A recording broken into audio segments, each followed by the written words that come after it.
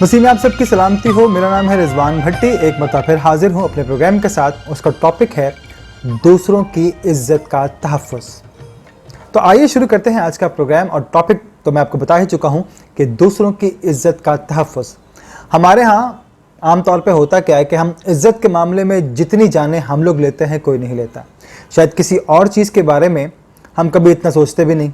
एक मज़हब है और एक इज़्ज़त जिसकी खातिर हम लोगों की जानें लेते हैं और इज़्ज़तें कुर्बान कर लेते हैं। अगर हम अहदनामा कदीम यानी कि पुराना अहदनामा में से अमसाल की किताब उसका 29 बाब उसकी 25 आयत देखें तो उसमें लिखा है, इंसान का डर फंदा है लेकिन जो खुदावन पर तवक्कल करता है महफूज रहेगा।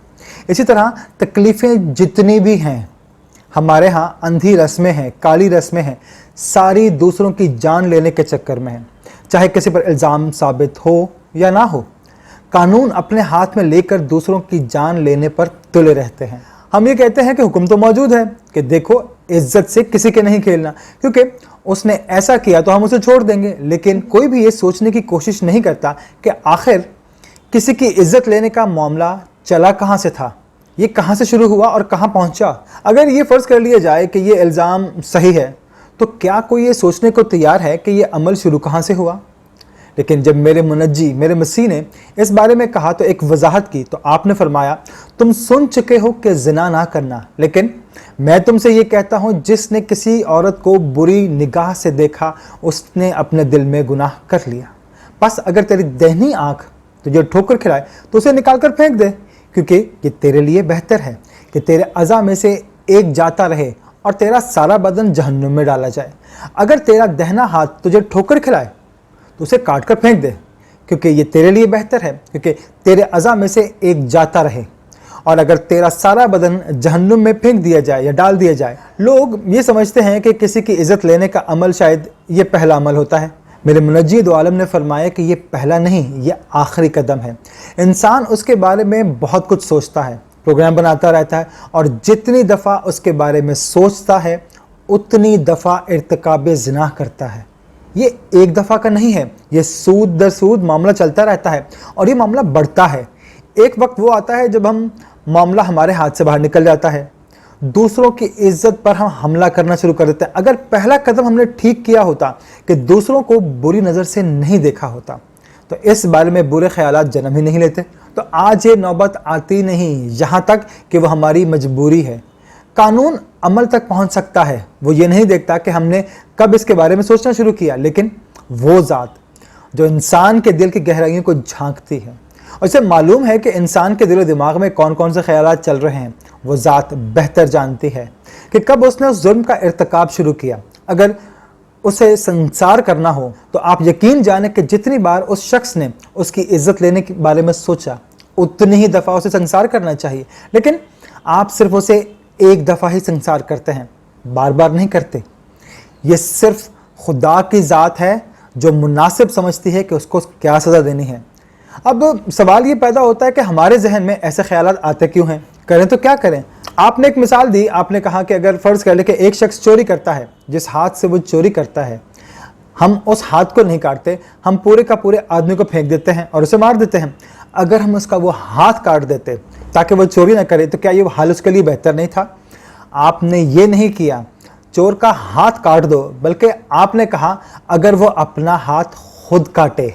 लेकिन हमारे यहाँ इसका उल्टा होता है, हम दूसरों के हाथ काटने पर लगे होते हैं। इसी तरह आपने कहा अगर कोई चोरी करने जाता है, जिन पैरों से वो चल के जाता है, अगर वो पैर काट दिया जाए तो क्या ये उसके लिए बेहतर नहीं था, बजाय इसके कि वो जहन्नुम में जाता। आपने ये नहीं कहा कि दूसरों के पैर तुम काटते फिरो, बल्कि आदमी अपना बंदोबस्त खुद करे। अगर हम यूहन्ना रसूल की मार्फत लिखी गई इंजील उसका 17 बाब उसकी 15 आयत में देखें तो उसमें लिखा है कि मैं ये दरख्वास्त नहीं करता कि तू उसे दुनिया से उठा ले, बल्कि ये कि उस शरीर से उनकी हिफाजत कर। जिस वक्त उसके जहन में यह ख्याल आया उस वक्त आपने उसे क्यों नहीं रोक लिया। उसकी मिसाल मार्टिन लूथर ने खूब दी, कहा कि मेरे सर के ऊपर कौवे उड़ते हैं। अगर खुदा रोज़े आखिरत मुझसे ये पूछे कि मार्टिन लूथर तुम्हारे सर के ऊपर से कौवे गुजर रहे थे और तुमने अपने सर के ऊपर से उसे क्यों गुजरने दिया, मेरे इख्तियार में है ही नहीं। लेकिन मैं अगर उन कौवों को अपने सर के ऊपर घोंसला बनाने की इजाज़त दूं तो ज़रूर मुझसे पूछा जाएगा कि तुमने अपने सर के ऊपर उनको घोंसला बनाने की इजाज़त क्यों दी? तो ये ख्यालात तो जहन में आ सकते हैं और आते भी हैं, लेकिन अगर उनको सर के ऊपर घोंसला बनाने की इजाज़त दे दें और वो अंडे देने लगे, फिर वो फले फूलते रहें, उनकी परवरिश होती रहे, उनकी नस्ल कशी होती रहे, तो आप यकीन जानें तो फिर आप उसके ज़िम्मेदार हैं। इसलिए मेरे मुनज्जी ने यह फरमाया कि सिर्फ यही काफ़ी नहीं कि तू किसी की इज्जत ना ले, बल्कि ये ज़रूरी है कि अपने जहनों में ऐसे ख़यालात ना आने दे जिसकी वजह से इज़्ज़त लेने का ख्याल आए। हमने शुरू में अर्ज़ किया था कि इज़्ज़त के मामले में हमारे यहाँ बहुत ज़्यादा कत्ल गारत होती है। ज़न, ज़र और ज़मीन, ये 3 चीज़ें हैं जिसके पीछे हम दूसरों की इज़्ज़त लेते हैं और ज़न को बड़ी फ़ौक़ियत हासिल है। हमारे यहाँ इसी वजह से कत्ल गारत होती है और हम सोचते हैं कि सिर्फ हम ही इतने गैरतमंद हैं। हम ये भूल जाते हैं कि मसीह के दौर में यहूदी भी गैरतमंद हुआ करते थे। ना सिर्फ ये कि वो झूठे मुकदमात बनाकर लोगों को ले आया करते थे। इसी किस्म की एक मिसाल जहाँ पर एक खातून को मेरे खुदावंद के सामने पेश किया गया और कहा कि अब इसको सज़ा दी जाए क्योंकि ये ऐन फेल के वक्त पकड़ी गई। किसी ने देखा तो नहीं था, लेकिन उस पर यह इल्ज़ाम था कि वो ऐन फेल के वक्त पकड़ी गई। तो मेरे मुनज्जी दो आलम ने उस औरत को माफ़ फरमा दिया।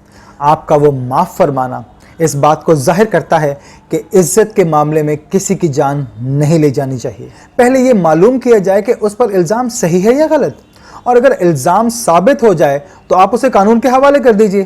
कानून अपने हाथ में मत ले। जिस माशरे में ये आलम हो कि किसी पर भी एक दफ़ा इल्ज़ाम हो, लोग उठकर उस औरत को कत्ल कर देते हैं, उसको उस दुनिया से नेस्तो नाबूद कर देते हैं और कहेंगे कि हम बड़े गैरतमंद हैं। और ये गैरतमंदी की दलील नहीं है, ये बनी नौ इंसान से नफ़रत की दलील है कि आप दूसरे आदमी को पसंद नहीं करते और कानून अपने हाथ में ले लेते हैं।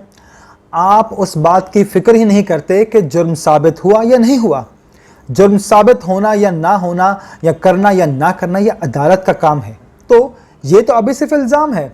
जब हमारे यहाँ मुल्ज़िम और मुजरिम में तफरीक नहीं होती तो कानून को हम अपने हाथ में लेते हैं और ख़ुद सज़ा देने के लिए तैयार हो जाते हैं और हम इंसान की इज़्ज़त से खेलने लग जाते हैं और इसी इज़्ज़त के बहाने हम जान ले लेते हैं। मेरे मुनज्जी दो आलम ने फरमाया, देखो किसी की इज़्ज़त से नहीं खेलना।